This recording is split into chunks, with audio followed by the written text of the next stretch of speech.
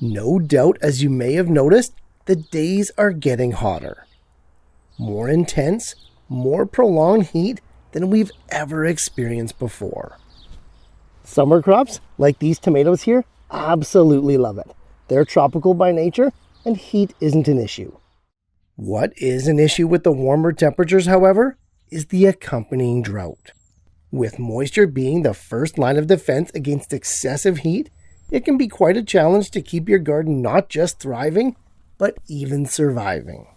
So today, I've got 6 ways that we can build a more resilient garden and fight off drought this summer. Hey, these conditions seem like they're going to be the new norm, so now is the perfect time to prepare for it. Just recently, the world average temperature broke a new record to reach an all-time high. For northern growers like me, some of the crops just love the heat. These watermelons here have just exploded with vines. And the tomatoes, of course, are just busting with abundance. But it also hasn't rained in like 2 months, and plants use water to not only grow, but also to fight off drought. How we water, when we water, where we grow, and what we grow. All things that when combined will often be the deciding factor in our success when dealing with summer drought. Like I said off the top, I've got 6 tips to help with that today, and the first 3 revolve around watering itself. As mentioned in last week's quickie, watering in the morning is going to set us up for instant success. In the much cooler early hours of the day, there's going to be far less water wastage due to evaporation. This is huge because more water will make it to the plants, make it to those roots, rather than being lost to the atmosphere. Also, we set up and fortify those plant cells and tissues with moisture to be able to use the heat to grow, rather than being stressed out by it. Water in the morning, it's a big one.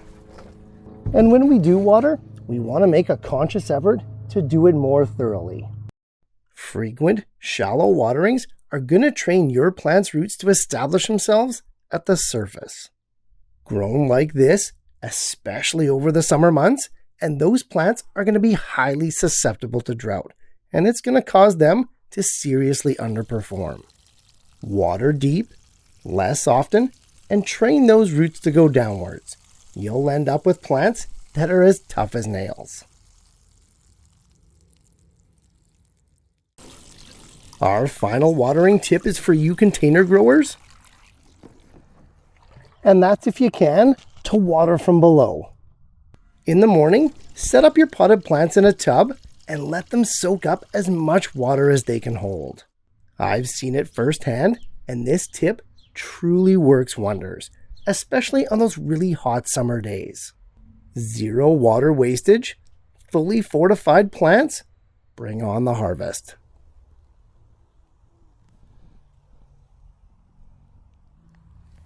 Switching it up away from the watering and back to the plants, one way to combat that summer heat and the summer drought is to be very selective with the plants that you grow during that time.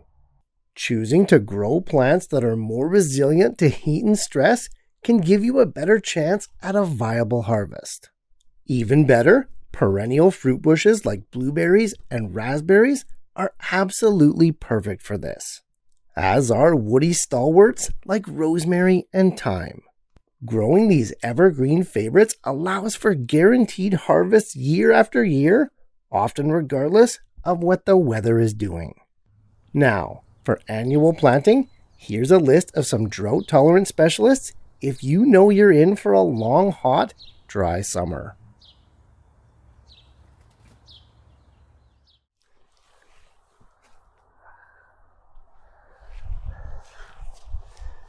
Type of plants aside, drought is normally caused by hyperevaporation, by localized, intense heat.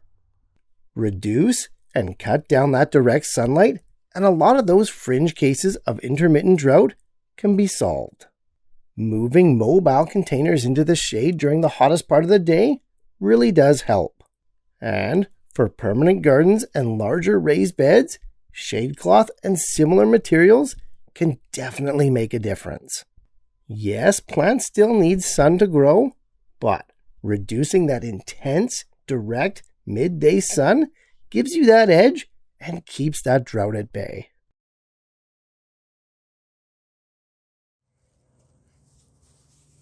And finally, our sixth strategy to beat the summer heat and keep our plants hydrated and happy is mulching. No doubt you've heard me talk about this one before, and honestly, this is the single biggest thing we can do. In the summertime, bare soils in our gardens might as well be desert sands. It sounds like hyperbole, I know, but when you're comparing soils that are left bare to those covered with a mulch, there's several things at play.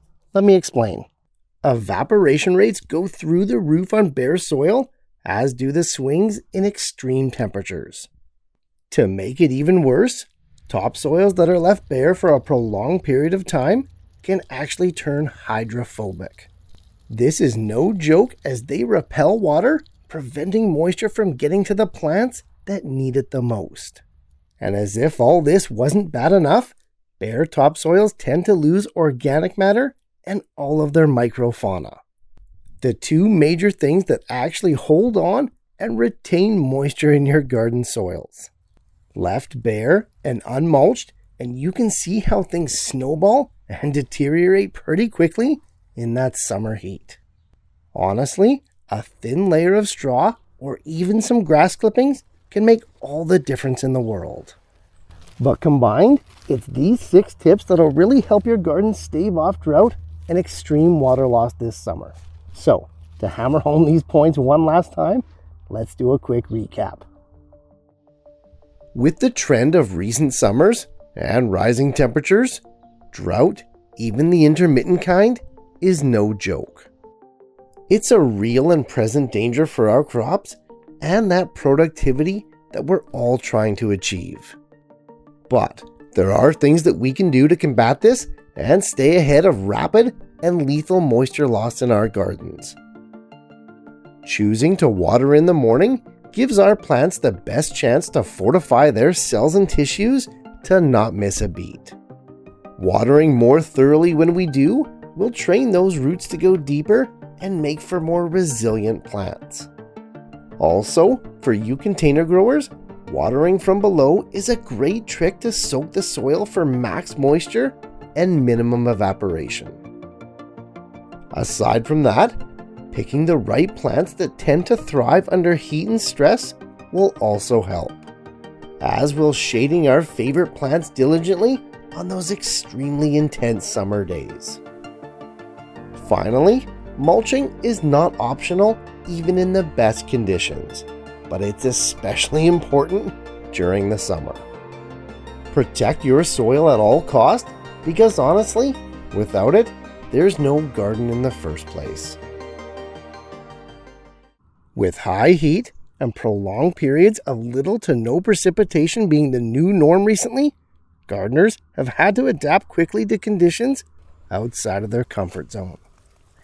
And so have our plants. Hopefully, the 6 tips I've given you here today keeps your gardens hydrated, happy, and healthy, no matter how hot and dry this summer gets. Hey, happy growing, guys, and I'll see you soon.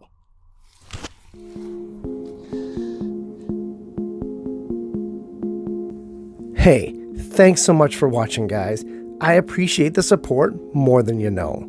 And if you're getting value from these videos, please like and share them to spread the word and help your fellow gardener to grow better.